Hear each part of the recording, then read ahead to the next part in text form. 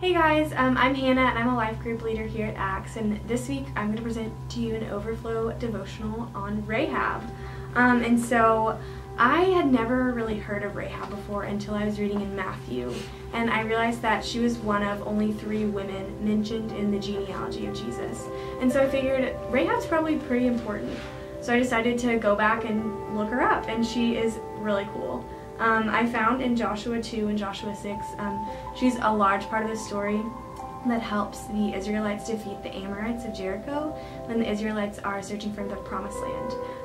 And so in Joshua 2, it just kind of goes through the fact that Rahab was a social outcast in the Amorite society because she was a harlot, which is basically a modern-day prostitute. And her house was built into the physical wall of Jericho, which means she was on the very brim, the very outskirts of the community, because she wasn't connected to her family anymore. She didn't really have that much dignity because of her profession.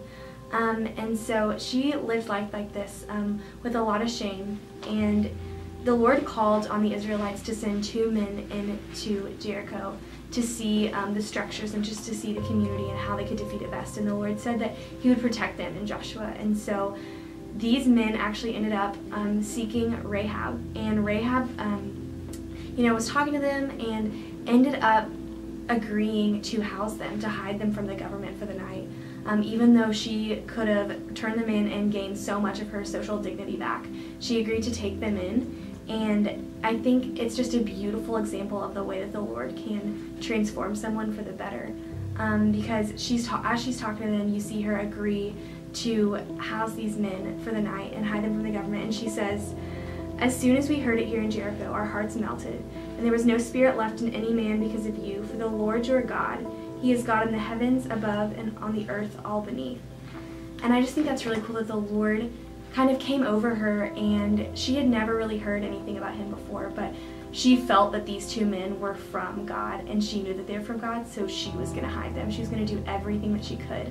And so she housed them under some thatch in her roof overnight, and then let them go the next day, and the government never found out. And she made this agreement with them before they left. She was like, "Okay, since I believe that you are from God and that the people of Israel are going to defeat the people of Jericho, can you please save me and my family from destruction?" And these 2 men gave her a scarlet cord that she was to hang in her window. And when the Israelites came to defeat Jericho, Rahab and her entire family were spared because of her faith in God. And it amazes me because you go on and you read more throughout the New Testament, and you read in Hebrews and you read in James, that they mention that Rahab is such an awesome example of the faith that you can have in the Lord. And to me, that's just a beautiful picture of how you can be transformed from a lowly prostitute to someone that's an example and someone that gets to be in the genealogy of Jesus. And that can happen here and now, guys. Like, no matter how dark, no matter how far away you feel from the Lord, like, there is no saying that he does not have the beautiful power of transformation over your entire being, over your soul and your spirit, because he's that powerful. And just to walk out in faith, like Rahab even did it. So just to believe in the Lord and what he can do for you, and to speak that truth and to live it. So I hope you guys are having a great summer.